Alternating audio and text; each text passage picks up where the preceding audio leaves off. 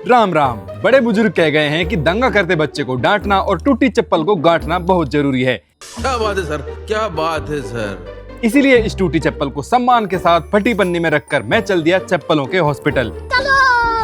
मेरा मानना है कि चप्पल को हमारे समाज में वो इज्जत नहीं मिली जिसकी वो हकदार है। मेरे साथ अन्याय हुआ है। क्योंकि वो हमें कांटे, कंकड़, कीचड़ सबसे बचाती है। हॉस्पिटल में मिले ये अंकल जी जो बोले आप भी ठीक करके देता हूँ। बातचीत में पता चला कि अंकल जी टांका लगाने में एक्सपर्ट हैं और विजय माल्या व सुरेश कलमाडी के बाद उन्हीं का नंबर आता है।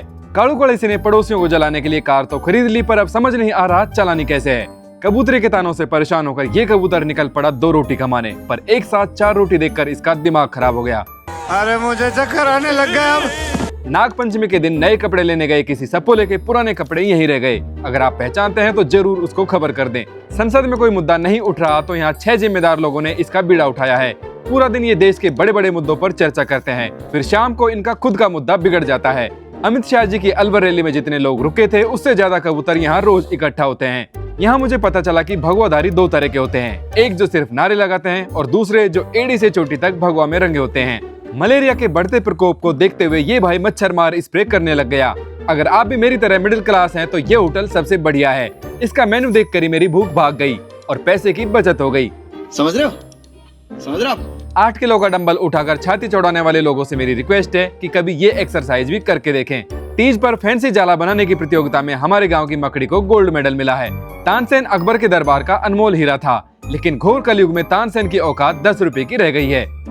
उठा ले रे देवा। रास्ते में मैंने सांप बनाने वाली बेल देखी जिसमें 5-6 सांप बन चुके थे। पिछले वीडियो में जो चीटा मैंने दिखाया था उसके ससुराल वाले हाथ पैर तोड़कर किडनैप करके ले जा रहे थे।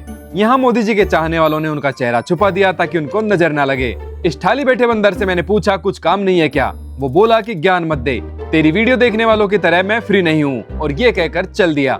गांजे के पौधे में नशा करके बैठी किरकाट सुध बुध खो चुकी थी। उसे समझ नहीं आ रहा कि उतरना कैसे है, और पहले खुद उतरना है या नशा उतारना है। गांव के चुनाव की हवा देखने में पहुंचा अपने खानदानी नाई की दुकान पर। ये अंकल अपनी दाढ़ी साफ करवा रहे थे क्योंकि इनके पड़ोस में चोरी हो गई और लोग कह रहे थे कि चोर की दाढ़ी में तिनका होता है। एक अंकल ने सुरेश काका से कहा कि बहुत परेशान चल रहा हूँ। सुरेश काका ने कहा कि कर्म दंड है, जो बोएगा वो काटेगा। मैंने पूछ लिया कि ये जो बाल काटे हैं ये आपने ही बोए थे क्या? सुरेश काका बोले कि चला जाए यहाँ से, अपना चेहरा मत दिखाना।